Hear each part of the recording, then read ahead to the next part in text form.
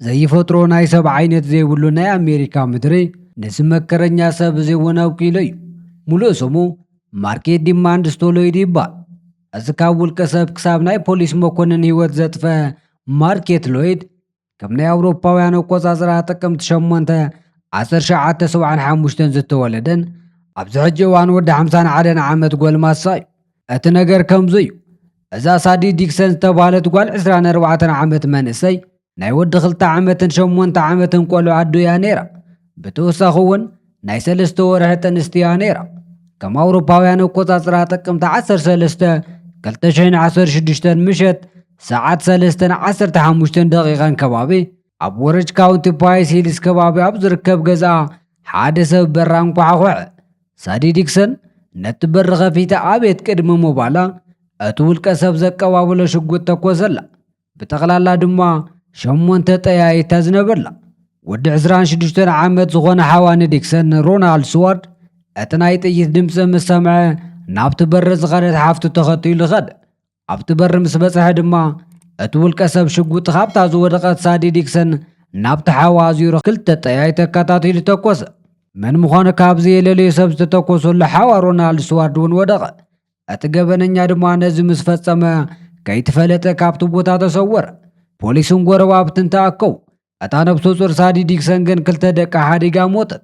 ናይ ሳዲ ዲክሰን ሓዊ ስዋርድ ኣብ መስጊ ኩነታት ኮይኑ ናብ ኦርላንዶ ናይ ሕክምና ማእኸል ብፍጥነት ተወሰደ።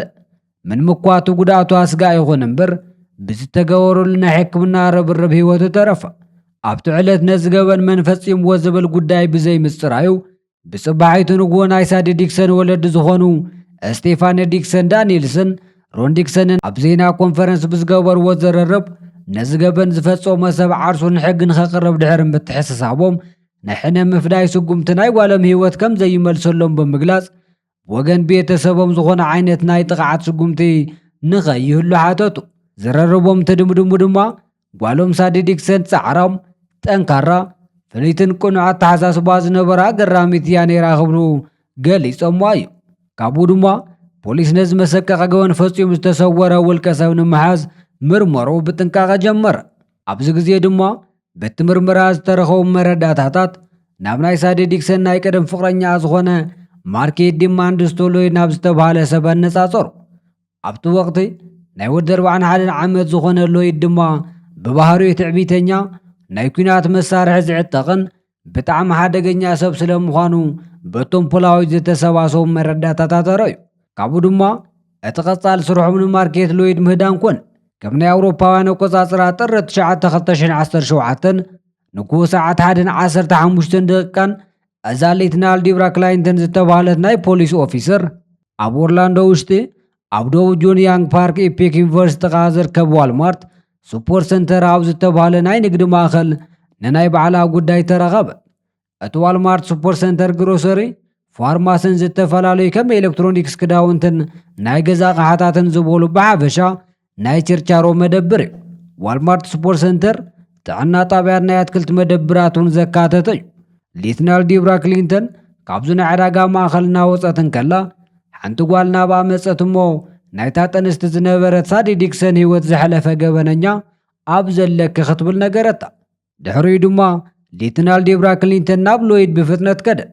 ኣብቲ ቦታ እንትበፅሕ ማርኬት ሎይድ ናይ ፀጥታ ኣካላት ስረ፣ ጸሊም ጫማን ሶክሪቲ ዝብል ጽሑፍ ዝተሓተሞ ጸሊም ቲሸርትን ተኸዲኑ ብተወሳኺ ድማ ናይ ኦርላንዶ ፖሊስ ዲፓርትመንት ዝጥቀመሉ ዓይነት ናይ ጥይት መከላኸሊ ክዳን ደሪቡ እዩ ነይሩ። ማርኬት ሎይድ ነታ ፖሊስ ኦፊሰር ምስ ረኣያ ብፍጥነት ጥንቃቐ ገበረ። ብቐጥታ ናብኡ እንትቐርብ ድማ ኣንሰሓብ ኢድካ ሃብ ኢላ እንትጽጉዖ ግን ብዘይ ዝኾነ ምምንታ ሽጉጥ ኣውፂኡ 3 ጥይታት ኣከታቲሉ ተኮሰላ። ኣብዚ ሰዓት ፖሊስ ኦፊሰር ዴብራ ክሊንተን ገጻ ዚራ ኣብቲ ፓርኪንግ ደው ናብ ዘበለታ መኪና ኣጉየ። ይኹን እምበር ማርኬት ሎይድ ካብ ዝተኮሰን ጥያይት ሓንቲ ጥይት ንክሊንተን ኣብ የመናይ ማዓኮራ ወቓዕ። ኣብዚ ግዜ ክሊንተን ኣብቲ ስፓል ወደቐት። ኣብ መሬት ወዲቓ እናሃለወት እውን 7 ጥያይት ናብ ማርኬት ሎይድ ተኮሰትሉ። ሎይድ ድማ እናተጠንቀቐ ጥይታት ኣከታቲሉ ክተኩሰላ ጀመረ። በዚ ድማ ንሌትናል ዲብራ ክሊንተን ኣብ 4 ቦታ ብጥይት ወቓዕ። እቶም 3 ጥይታት ኣብ እግራን ማዓኮራን እንትወቕዕዋ ንሞታ ዘብቅዕታ ጥይት ግን ኣብ ዝወደቐትሉ እናሃለወት ብኽሳዳ በሲዓ ብማእገራ ጌራ ወፅት። ኣምቡላንስ መፂኣ ንሌተናል ክሊንተን ናብ ኦርላንዶ ሕክምና ማእኸል ዋላ እኳ ይውሰድዋ እምበር ኣብ 25 ደቂቓታት ውሽጢ ህይወታ ሓሊፋ እያ። ማርኬት ሎይድ ንፖሊስ ኦፊሰር ክሊንተንን ነታ ናይ ቀደም ፍቕረኙ ሳዲ ዲክሰንን ዝቐተለሉ ሽጉጥ ሓደ እዩ ነይሩ። ማርኬት ሎይድ ነታ ኦፊሰር ድሕሪ ምቕታሉ ታርጋ ይኹን ዝኾነ ዓይነት መፍለይ ብዘይብላ ብናይ 2013 ስርሒት ዝኾነት ቮልስዋገን መኪኑ ተሰወረ። ድሕሪዚ እታ መኪና ኣብ ብሩክሳይድ ኣፓርትማታት ማእኸል ተደርብያ ተረኸበት። ኣብኣ ብዝተግበረ ፍተሻ ድማ ማርኬት ሎይድ ተኸዲንዎ ዝነበረ ክዳውንቲ ተረኸቡ። ካብቶም ዝተረኸቡ ክዳውንቲ ውሽጢ ድማ ኣብቲ ቲሸርት ደሮቱ ከባቢ ሓደ ቀዳዲ ይርአ። እዚ ድማ ኣብ ደሮቱ ብጥይት ምውቁዕ ዝጥቁም ዋላ ይኹን እምበር ሎይድ በቲ ተኸዲንዎ ዝነበረ ናይ ጥይት መከላኸሊ ምኽንያት ዝኾነ ዓይነት ጉድኣት ኣይበፅሖን። ኣለሽኦም እውን ቀጸሉ። ከም ናይ ኣውሮፓውያን ኣቆጻጽር ኣብ ጥሪ 9 2019 ንማርኬት ሎይድ ብዝተገበረ ሰፊሕ ኣለሻ ናይ ኦሬንጅ ካውንቲ ሸሪፍ ቤት ጽሕፈት ምኽትል ዝኾነ ኖርማሎይ ዝተባለ ኦፊሰር ብትራፊክ ሓደጋ ህይወቱ ሓለፈ። እቲ ወዲ 35 ዓመት ኖርማሎይስ ናይ ማእኸላዊ ፍሎሪዳ ዩኒቨርሲቲ ምሩቕን ናይ ቀደም ኩዕሾ እግሪ ተጻዋትን እዩ ነይሩ። ንማርኬት ሎይድ ብሞተር ሳይክል ዳሰሳ እናገበረ ኣብ ዝነበረሉ እዋን ቤሊ ጀራርድ ብዝተባሃሉ ወዲ 78 ዓመት ሽማግለ ብዘሽክርክርዋ መኪና ተገጭ ህይወቱ ሓለፈ። ኖርማሎይስ ንማርኬት ሎይድ ንመሓዝ ቀትርን ለይትን እናለፍዐ ዝነበረ ፖሊስ እዩ ነይሩ። ካብዚ ንድሓር ኣብ ዘለዉ መዓልትታት ንማርኬት ሎይድ ንመሓዝ ዝተገብሩ ዳሰሳት ውፅኢታዊ ኣይነበሩን። ኣብ ጥሪ 17 2017 ናይ ዩናይትድ ስቴትስ ማርሻል ኣገልግሎት ማርኬት ሎይድ ኣብ ኣሜሪካ ብጥብቂ ካብ ዝድለይ 15 ላዕለዎት ውልቀ ሰባት ሽም ዝርዝር ውሽጢ እተው። ናይ ዩናይትድ ስቴትስ ናይ ማርሻል ኣገልግሎት ካብዚ ብተወሳኺ ድማ ንሎይድ ዝረኸበን ዘለዎ ዝፈልጥን $125 ሽልማት ከም ዘዳለዎ ፍለጠ። ይኹን እምበር ማርኬት ሎይድ ዝተዓጠቐን ብጣዕሚ ሓደገኛ ሰብ ብምዃኑን ማንም ንዕኡ ዝረኣየ ሰብ ንናይ ሕጊ ኣካላት ጥቆማ ክህብ እምበር ከይቐርቦ እውን ኣጠንቀቐ። ነዚ ተኸቲሎም ድማ ናይ ኦርላንዶ ፖሊስ ኣዛዚ ዝኾኑ ጆን ሚና ካብ 1400 ዝበልፁ ጥቆማታት ዋላ እኳ ይቆበሉ እምበር ማርኬት ሎይድ ኣብቲ ዝተጠቆመሉ ቦታታት ከም ዘይተረኸበ ገለጹ። ካብቶም ጥቆማታት ሓድዮም ማርኬት ሎይድ ነቲ ድሬድ ጨጉሪ ካብ ምልጻይ ጀሚሩ ንባዕሉ ከም ዝቐየረ ዝገልጹ ብምንባሮም እቶም ናይ ፖሊስ ኣባላት ነዚ ጥቆማ ኣሚኖም ተቐቢሎም እዮም ነይሮም። በዚ ድማ ማርኬት ሎይድ ጨጉሪ ዋላ እኳ ይላፀ እምበር እንታይ ክመስል ከም ዝኽእል ብዲጂታል ዝተቐየረ ፎቶ ኣብ ማሕበራዊ ሚድያታት ተዘርግሐ። ካብዚ ብተወሳኺ ድማ ማርኬት ሎይድ ካብ 80 ክሳብ 90 ኪሎ ግራም ከም ዝምዘንን ካብ 1 ሜትሮን 80 ንላዕሊ ቁመት ከም ዘለዎን ከምኡውን ኣብ ፀጋማይ ኢዱ ድማ ዓብይ ዝበለ ቁስሊ ከም ዘለዎ ብምልክትነት ተገለጸ። ናይ ማርኬት ሎይድ ጉዳይ እናተኸታተለ ዝነበረ ህዝቢ እቲ ናይ ፖሊስ ኣዛዚ ጆን ሚና ንማርኬት ሎይድ ናይ ምድላይ ስርሑ ንደቂቓታት ከም ዘይቋረጽ ድማ ገለጹ። ሕጂ እውን ንሎይድ ኣብ ትሕቲ ቁፅፅር ንምውዓል ትኽክለኛ መረዳእታ የድልየና፣ እዚ እውን ግበሩ ክብሉ እቶም ኣዛዚ ጆን ሚና መልእኽቶም ኣመሓላለፉ። ድሕሪዚ ብዙሕ ከይጸንሐ ማርኬት ሎይድ ኣብኡ ኣብ ኦርላንዶ ኣብ ሓደ ቦታ ምንባሩ ተፈለጠ። ኣብ ሓደ ዝተገደፈን ነበርቲ ኣብ ዘይብሉ ገዛ ውሽጢ እናነበረ እዩ ነይሩ።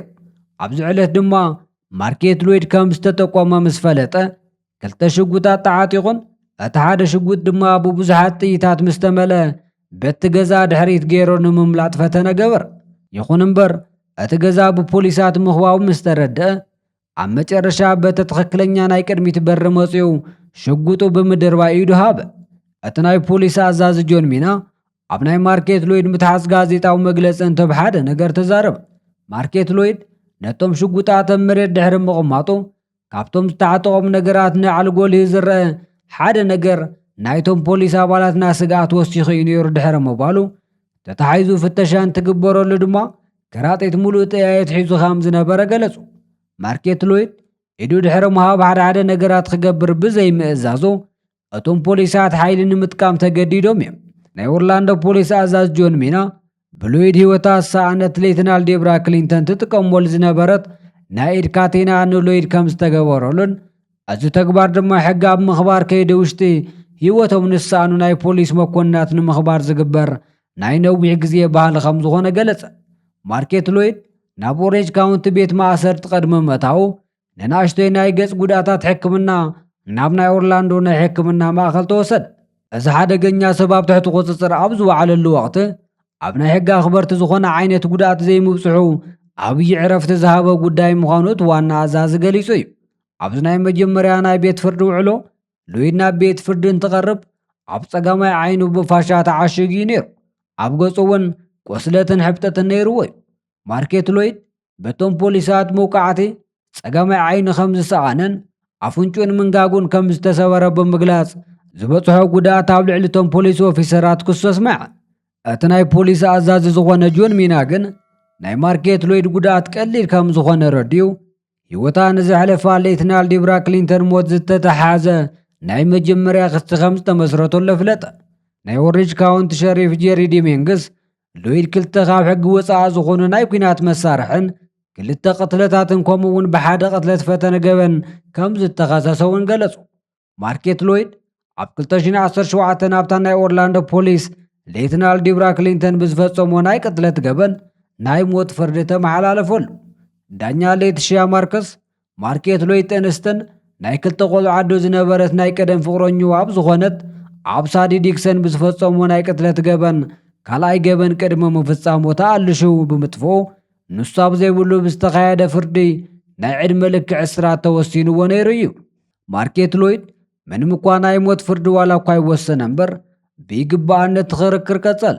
ሎይድ ኩሉ ነገር ንባዕሉ ንምክልኻል ክብል ከም ዝፈጸሞን ክልቲኦም ገበናት ኣብ ዝፍጽመሉ ግዜ ኣእምሮኡ ብትኽክል እናሰርሐ ከም ዘይነበረ ከምኡውን ኣብ ዕብደቱ ውሽጢ እየ ነይረ ክብል ተኸራኸረ።